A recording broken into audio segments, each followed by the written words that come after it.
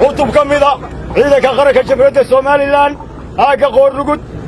Buuhoodle ku soo dhawow madaxweyne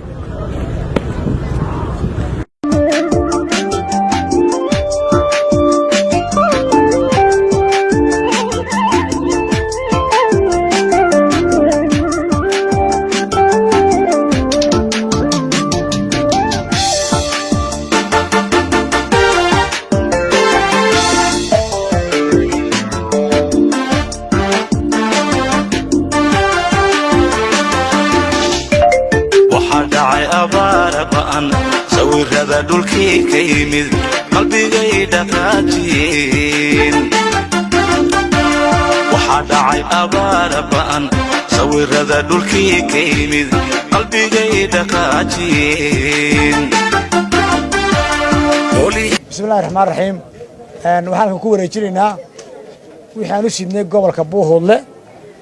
oo loogu talagalay in loogu dhaamiyo biyaha dadka tabaalaysan ee reer guuraaga ah ee xoolo dhaqatada ah ee abaartu saamaysay lacagtaas oo dhan 34,500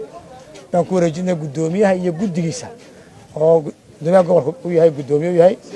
34,500 oo lacag ku wareejinay mudane madaxweyne waa ka gudoomay lacagta $34,000 aniga waa barasaab gobolka oo guddida abaaraha uu hogaamin madaxweyne ku xigeenka waan gudoomay lacagta dhammaada dadkii baa dhimanayay wixii dhigla oo kacaa xolihii dhammaada